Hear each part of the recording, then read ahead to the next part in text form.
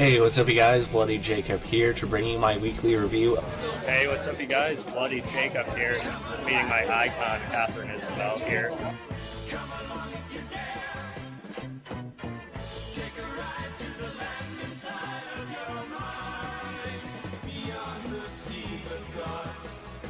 Beyond the realm of want, across the streams of hopes and dreams where things are really not. Come along if you can. Come along if you dare. Have a good one. Take a ride to the Cheers, guys. inside of your mind. But please realize you'll probably be surprised.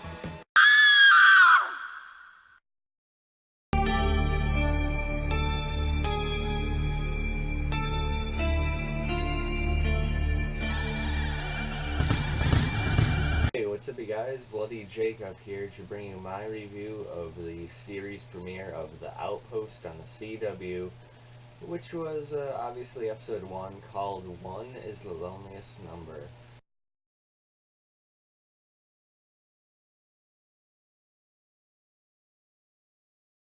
It follows Talon, the lone survivor of black blood race, seeking vengeance on the men who slaughtered her people. And, by the way, trying out a different camera angle here, still kind of mixed on the quality of this camcorder here, but, I'm still going to use this, to, film at conventions and everything, but I'm still trying it out with my regular videos. But anyhow, this is a show I've been anticipating for a little while now. Ever since I heard about it, I was intrigued. Because despite the stereotype that the CW still kind of has, there are a lot of shows I love on the CW. Of course, from Vampire Diaries and Originals to The 100, iZombie. I really like. I like Arrow, Legends of Tomorrow. So when the CW takes on a show like this, it's the one airing it in the U.S. anyway. It's on Sci-Fi in some other countries, I think, in a month or two, I believe. But when the CW takes on a show, I'm always going to check it out. And with this one, it does star Jessica Green as Talon, and she had a brief appearance in the final season of Ash vs. Evil Dead on Starz, which just a fantastic show. Her role is more with the promise that they had gotten another season, but she was on there, so watch the last episode and you might know what I'm talking about. I'm not going to go into it anymore because I don't really want to spoil that for anyone. But yeah, so she has some on that credibility to her already. I have to look her up to see some other work she's done. But this show, I guess I'm kind of mixed on it. There were things about it I liked, but I know there's going to be a lot of people that didn't like it because, it is very low budget, it feels, cheap, I guess. And it, I will say it doesn't have a lot of originality to it, this, like, sci-fi, not sci-fi, but fantasy, action-adventure, revenge story. It's been done, countless times in TV shows and movies over the decades. And one of the studios that made this is Aerostorm Entertainment, and they're known for making sort of a lower budget, fantasy epics. And I did watch one of their Mythica movies, and I actually kind of enjoyed myself for what it was. I meant to do a video on it, but just kind of lost track of time, or lost time anyway, because I've been honestly kind of busy. I've been missing videos lately, and I felt bad about that. So I missed doing a video on Mythica. I kind of enjoyed it for what it was. So I feel like seeing at least one of those movies though sort of prepared me for how this show might be, knowing it's from the same studio, in part anyway. So if you've seen Mythica, it's about the production quality or budget of that. So if you're willing to suck that up, maybe you can kind of look into more for the show. And the best thing about it is definitely Jessica Green. She's I don't know if I want to say she's the saving grace for the show because I'm still trying to give the rest of her a chance, but she's definitely the high point, if there is one. Again, I don't mean to dig at the show too much here. I'm trying to, see it, for what they had to work with and everything. There's even an actor from one of the, from the Mythica series, actually, Jake Stroman, I think his name is, or something. Sorry, but he's one of the main characters, and he's a thief in that movie, sort of like a Robin Hood type of character. But in this, he plays one of the guards at this outpost, and you can tell he's one of the more moral ones. He's not like the rest of the guard, and he's housing some kind of I don't know if I want to say fugitive, because they're obviously hunting down certain races, like the Black Bloods, that Talon was a part of, that was slaughtered. So you got a little love triangle there, because you can tell Talon and this guardsman here, I don't have his name down here, I think his name's Garrett, sort of have a thing for each other, so I don't really care for the love triangle angle too much. I don't think it's really needed, honestly. But just pretty much on any show you gotta inject something like that into it, so it is what it is. And we also meet his father, Weathers. He's one of the main guards there as well.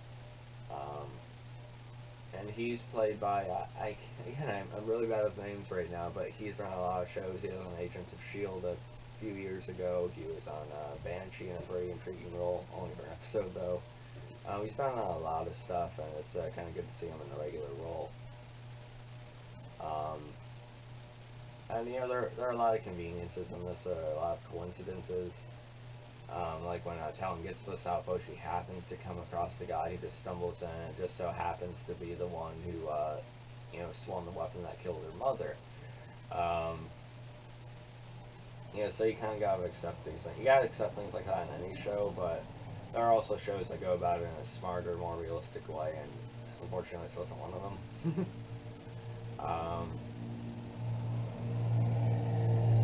And as far as those flashbacks go that I just mentioned, they're alright. The child actress playing the young Talon does an okay job. It's, not exactly the best.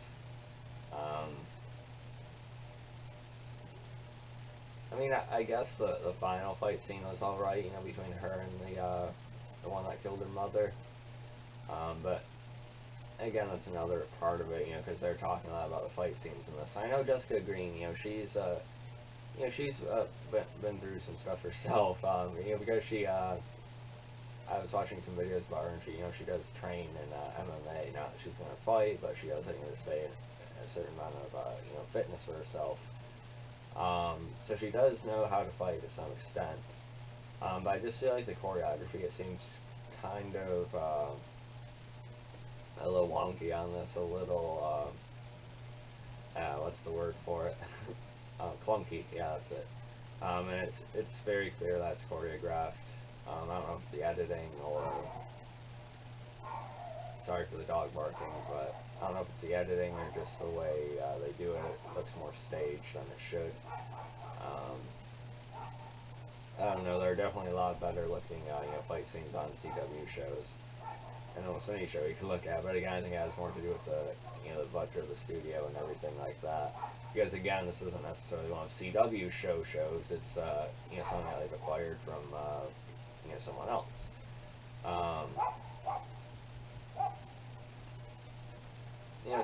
Then you meet a couple fantasy creatures like these gray skins, and there's some odd dialogue when you first come across them in the episode. Talon's little sidekick at first is, he seems alright, but then he's killed right away. But they say, oh, Talon, you'll be safe, going through there because it's grayskin territory. The guard won't follow you that way. And then, like, a few seconds later, you hear the guard saying, oh, that's grayskin territory, they won't last. Just, the budget is an excuse for the writing. I don't know. So I guess in conclusion, well, before we get there though, I did mention the final fight. It did come across pretty choreographed, but I was surprised with, Talon being stabbed, actually a couple times, sort of impaled against the wall by the guy. But Talon was able to stab him fatally as well and kill him. He bleeds out, but not before he writes that there's one Blackfoot still alive or whatever. And I did like the kind of creepy looking white haired guy in the flashback, as kind of the leader and the one who paid for the family or the Blackfoots to be killed. So I'm intrigued by him. I'm curious to see how he's going to be reintroduced to the show. The actor looks creepy, but we'll see how well he's played. But then Talon is taken by some kind of hooded figure, the one that tried to shoot the arrows at her, but it didn't work because of her magical powers, which I'm again curious to see more of. What he takes her. So at first I thought it was Garrett. I've been tied back to that. Maybe he's too young. I don't know. So I was intrigued by that. It was a little bit intense, I suppose. But again, it was sort of watered down just by kind of the cheapness of it. And again, I know it's not completely their fault, but it partially is at least, I guess. But yeah, anyway, in conclusion, I do like Jessica Green. I think she's kind of the hope for it so far. And if I'm in the right mood, maybe I'd like to see more than I do right now, because there is a certain charm to it. Maybe not quite as much as Mythica, because I did kind of enjoy that actually. And this takes itself more seriously than I think Mythica does. So it's not quite the same. Yeah, I do like Jessica Green. The story, predictable and unoriginal, but serviceable, I suppose. Depending on what they have now and do for another season, I think they'll kind of make or break it. And there's a lack of blood. There's almost no blood. There's like one slash where you see a little bit of blood come out, and I think more blood would have benefited as well. I know it's a CW and stuff like that, but it's also airing on Sci-Fi Network, so I kind of wish there would be more, because you see a lot of slashes, a lot of stabs, and just no blood, and it's very obvious. I don't know. But yeah, there's just a cheapness and unoriginality to it that you can't really just fully get past, and the writing's a bit awkward sometimes, or a bit off. But overall, I still found myself liking parts of it. Again, Jessica Green. Will I be reviewing every week? I can't guarantee it, but I'm going to try and review it for as long as I can, because I'm going to keep paying attention to it as much as I can. I'm going to give it another go. I'm going to give it some more time. Right now, though, I'm giving it about a 7.5 out of 10, I think, and I know some may think 7.5 is a little generous, because I've seen pretty mixed reviews on the premiere so far, but 7.5 is sort of a more lukewarm rating from me, because most of the shows I review at lowest tend to be maybe 8.5s, and most of the shows I make a point to do videos on are like 8.7 or maybe even 9 or above. So 7.5 is a little bit lower for me, keep that in mind. But not bad, but not as good as I was expecting either, unfortunately. But I'll keep giving it more time. So yeah, let me guys know about the series premiere of the Outpost on the CW. One is The Loneliest Number. And yeah, I hope you guys enjoyed this video. Follow me on Facebook, Twitter, Instagram, like, subscribe. I'll catch you guys next time. Peace.